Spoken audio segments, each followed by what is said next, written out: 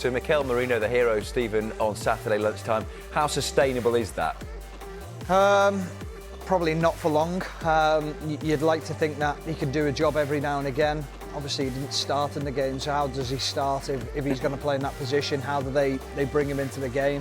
What would his role be? Would it be playing up against a back four or high up against centre-backs, or would he play as almost a false nine and wander into that position from midfield positions? But listen, it worked at the weekend. Will it work for the long foreseeable future?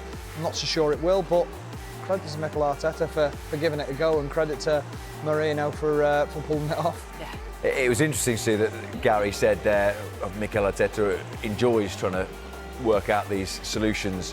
I suspect he doesn't, does he? I'm sure he'd rather have a striker there. Of course he would, yeah. He'd rather have the options, because when you look at the players, Sterling, Trossard, Nwaneri, you wondered how they were going to line up, and it was obviously Trossard in that false nine, but they're all sort of small, tricky players that obviously got the ability, but they just couldn't break Leicester City down, and you thought, right, they need to do something, and then to obviously bring Merino on. And to be fair to him, his movement was brilliant. It was the movement of a striker, like you say. Whether that's something he's going to use going forward, I'm sure it's going to be another option for him, because you've got the players that can get the deliveries into the box. If his movement is good and that presence up there, it's different. But of course, Mikel Arteta, I'm sure, would have preferred to have had the options, because they've been so unfortunate with injuries in that attacking lineup. Ideally, they would have brought somebody in the transfer window, but couldn't obviously find the right one that they wanted.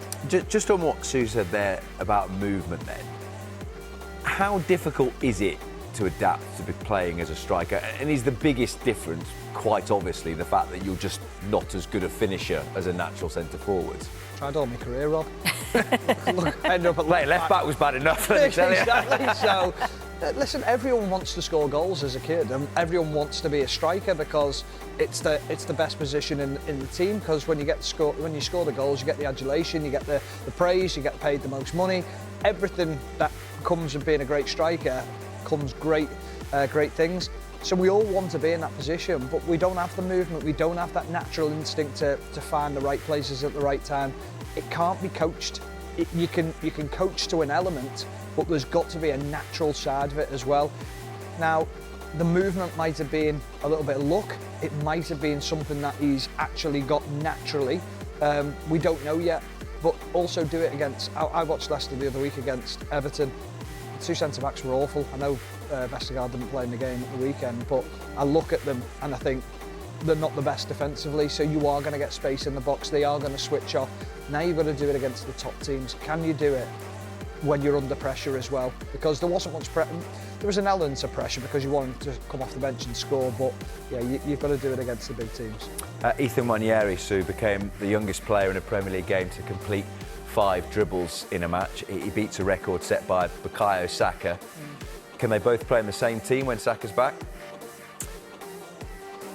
Could you find a position for him? Because he's certainly stepped up to the plate. Saka is outstanding, and if you're going to put the two there, you would always play Saka. But you think, could he play in the number 10? Then you've got Ødegaard in there. Could he play on the other side? So I think he's a young player, 17 years old. So he can come in, he can come out. I think Mikel Arteta at the moment, he's forced to start him and play him, and the fact that he's been able to step up and show that maturity is credit to him. We know that he can be a match winner, whether that's a brilliant goal, whether that's a great assist. So yeah, I think when Saka comes back, it's obviously then that competition for places and the ability and enable Arteta to be able to rotate when he needs to. Is there ever the sense that he could play as that false nine Nwaneri, and you would have Saka on one side, possibly Martinelli or Trossard or Sterling on the other? They could do it that way. Again, that could be another option. You can see he's a very intelligent footballer. You can see that his movement is excellent. So whether that is, it's something that Mikel Arteta, we know, like to play with that false nine, that player dropping in. So it could be something that they're working on. But I think,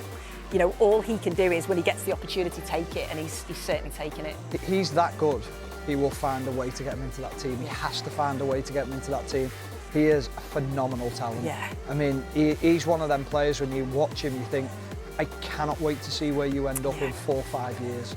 I mean, Arsenal fans will hate me for saying it, but everyone will be after him in a short space of time, and it'll be the likes of Barcelona, Real Madrid will be knocking on the door saying, we can't miss out on this kid, but Arsenal will be saying, well, he's ours, we're not letting him go.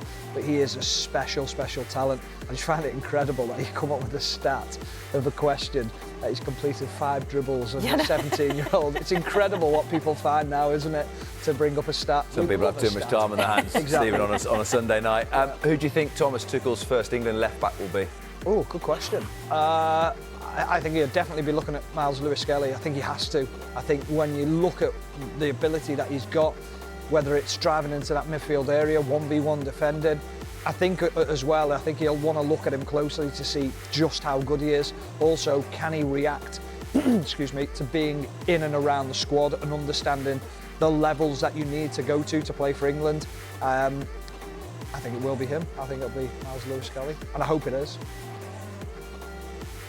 I'm just agreeing. That was one of the longest shrugs I've ever seen in my life there. I thought you were going to bring me another question. No, I was just saying if you'd like to pick up on what Stephen was saying, but your shrug just answered it for me. Yeah. If you enjoyed this video, don't forget to subscribe to our channel for more exciting updates.